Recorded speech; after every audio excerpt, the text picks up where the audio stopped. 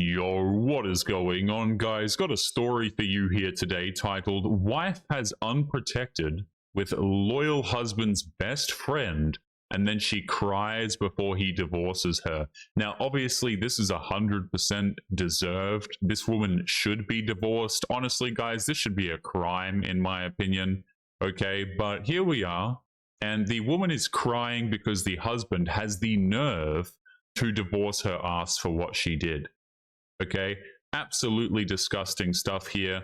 And the dude was a loyal man. This is something that happens to loyal men a lot. Guys who are dedicated to their wives and girlfriends and things like this, is women think that these dudes oftentimes are boring, that they lack excitement, and so they try and go and get their excitement from somewhere else.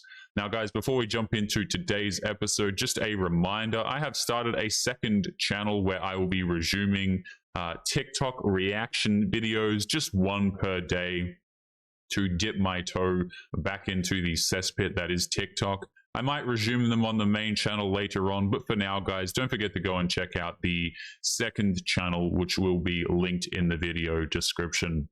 But let's jump right into this story here. It's a 35-year-old guy. A 35-year-old man tells how he discovered his wife of 7 years had been hooking up with his best friend with no protection. The betrayal sent him down a path of clarity, etc., etc. Let's jump in. I'm a 35-year-old guy, and my now ex-wife is 33. We were married for 7 years, so they were married since he was, what, 28? Together for almost a decade. He met her during grad school, and they clicked immediately.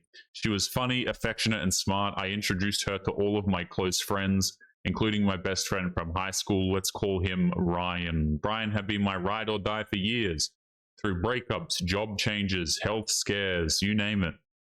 He was the best man at my wedding. I trusted him like a brother. I never thought to second guess that.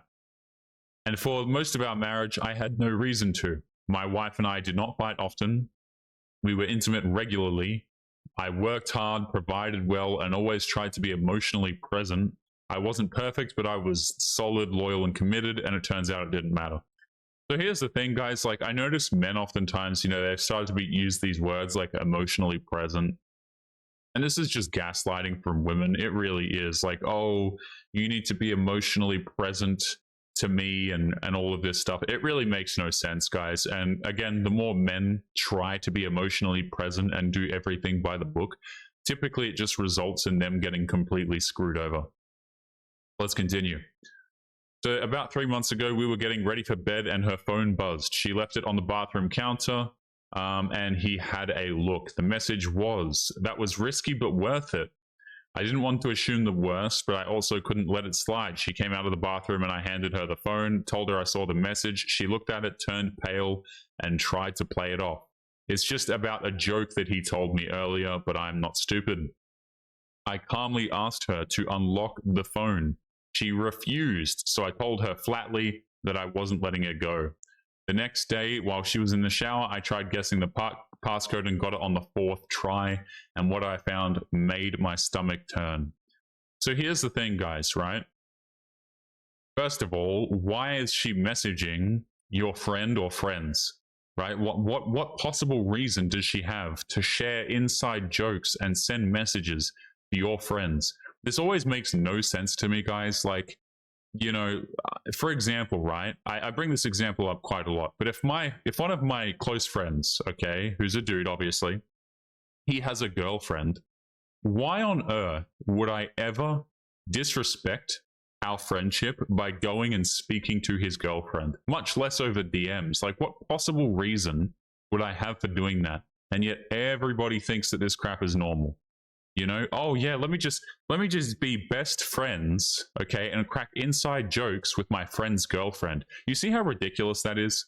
In my opinion, it's totally insane. So number one, this woman shouldn't be messaging your friends and having late night conversations with them. That's stupid.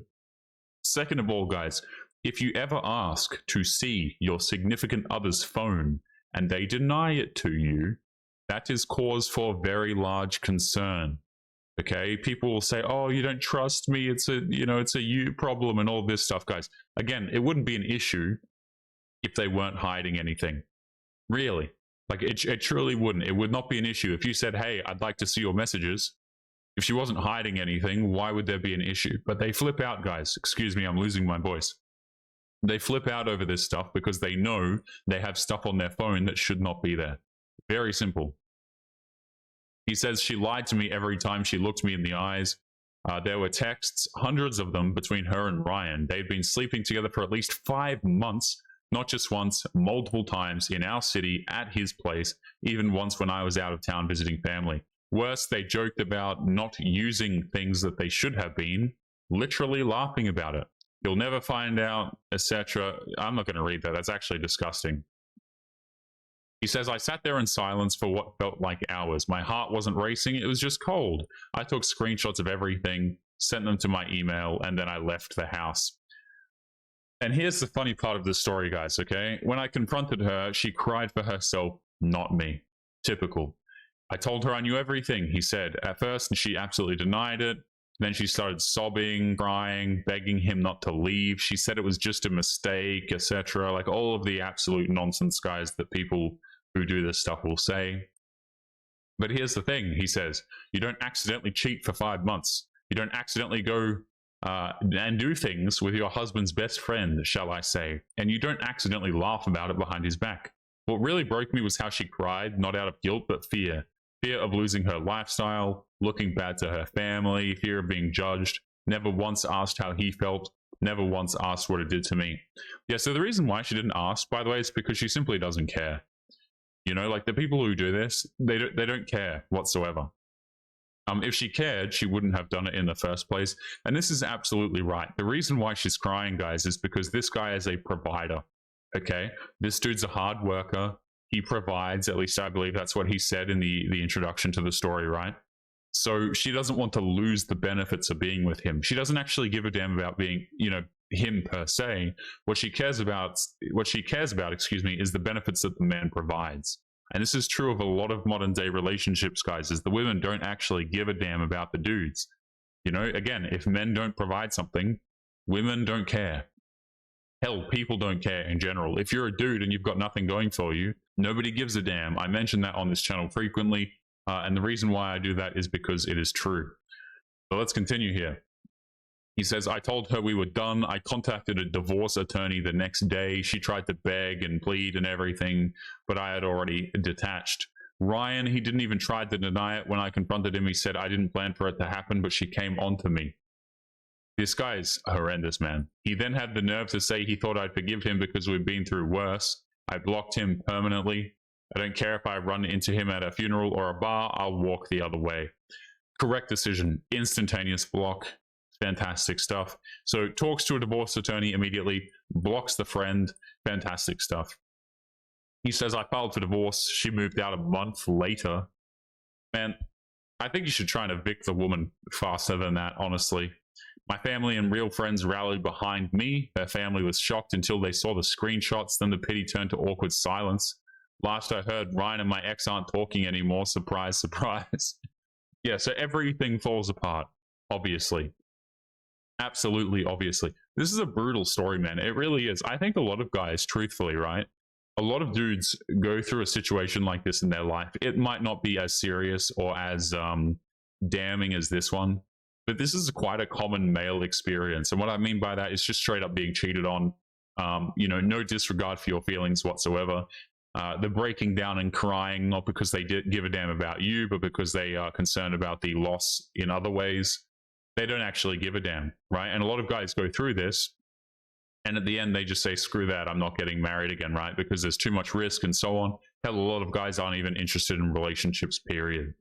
But we're going to be leaving it there, guys. Don't forget to leave your thoughts and your comments. Again, if you're interested in the TikTok reaction videos, you want to see me lose my marbles listening to some of these women, I'm going to leave a link in the pinned comment, so make sure you go and check it out. But guys, we're going to leave it there. Make sure you take care of yourselves, and I'll be seeing you all in the next one. Peace.